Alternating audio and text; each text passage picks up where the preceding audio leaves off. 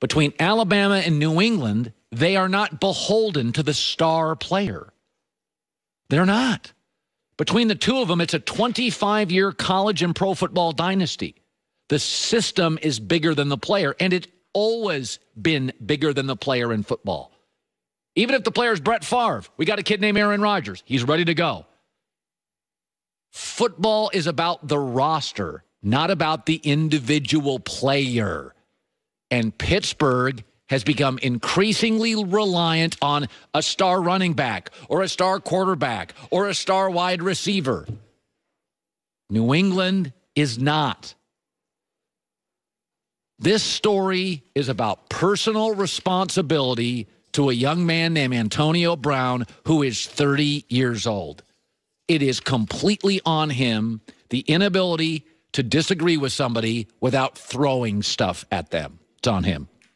All right, I want to shift gears to this. Speaking of NBA, one of the things I try not to do on this show, and Joy and I try not to do on the show, we all make mistakes. You never want to make the same mistakes over and over and over. I tell my kids that all the time. You're not perfect. You're going to make mistakes. You're going to spill stuff. You're going to do dumb stuff. You're going to get back. But try not to make the same mistakes over and over and over and over and over. Okay, the media is falling for it again. So James Harden of the Rockets is on fire. James Harden had 43 last night. Another triple-double last night. James Harden's going crazy. It's December. Oh, my God, look at this. It's unbelievable. Folks, don't fall for it. There's something in basketball called a usage rate. James Harden has the highest usage rate in the NBA by a mile. That means he has the ball in his hands constantly. So therefore, his stats are through the roof, including all of his stats, including turnovers, where he had 9 last night. And by the way, we have seen point guards with high usage rates. Westbrook had 1. Harden has it. John Wall has it. And those guards that drive to the basket in October and November and December and January and February and March, and James Harden drives to the basket and gets hammered by bigger athletes and gets knocked to the ground, and he's a smaller guy compared to a 6'8", 240 guy. And what happens? They wear down. Are we gonna be fooled by this again? Go look at your December point leaders in the last several years. Westbrook, Harden, Harden, Westbrook, Harden, Westbrook, Westbrook, Harden. You've seen Westbrook. He's out of gas by the first round. Do you remember what happened last year against Golden State? James Harden disappeared. He had one game, he was 0 for 11 on threes. Throughout the course of the series against the Golden State Warriors, do you know what he shot three-pointers? 24%. 1 year ago. Why? Why would James Harden ever shoot 0 for 11 on threes or 24% on threes? How is that possible? Did he forget how to shoot? Did his vision go bad? No. His legs were shot. He was a shot fighter. Westbrook against Utah, a shot fighter. We've seen James Harden. We've seen Westbrook. We've seen John Wall. We've seen Derrick Rose.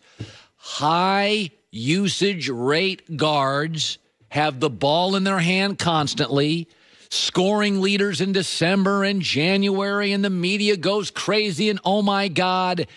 But the NBA has always been about late May and June. You know how in the NFL we talk about quarterbacks? Is that running quarterback sustainable? I mean, we know Lamar Jackson's talented, but is it sustainable for 10 years that a 208-pound guy is running around getting hit? And it generally is not sustainable. It can win shortly. I'm not sure if Lamar Jackson is sustainable for a decade until he starts throwing more and running less. The same phenomena is in basketball. Harden, Westbrook, Wall, this massive usage rate gets you massive numbers in December and January. And the little guys are worn down by June. You want to know what's sustainable? Because everybody's freaking out today about James Harden's last 10 or 11 games. He's averaging 35. It's the most amazing thing. I've seen this story on and on. LeBron James' last 11 finals games. This is at the end of the year. LeBron James' last 11 games in the finals. This is what you call sustainable. 34 points, 13 rebounds, 10 assists, and his field goal percentage goes up. You ever notice that LeBron's not the story of the league in December and January? Have you noticed this year LeBron's playing less and has the ball less? Have you noticed that?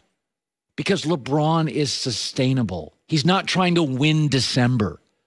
He's not trying to win January. In fact, January has been LeBron's worst month in his career. Always January. We're falling for it again. Here's your December point leaders the last 5 years. 2 guys, and it's ended the exact same way. They are out of gas by May. And when you talk about the greatest players of all time and you talk about Michael Jordan and I say 6 for 6, is that about December? Nah, brah, it's about June. What James is doing is amazing. Seen it before. We'll see it again. High usage rate equals remarkable December, January stats. And come May and June, the Warriors will be in the finals. And James Harden and Westbrook and the usage leaders will not. All right, good stuff today. The USA Today, we've got 8 different job openings in the NFL. I was on my phone yesterday. I'm just going to throw this out there. I'm just going to throw a name out there that's not getting talked about. I'm going to do that around the corner. There is a coach out there that has success that's really good. He's a very good coach. People think he's not interested. I'm told he's interested. That's coming up next. He could solve your football problems in the NFL. In LA.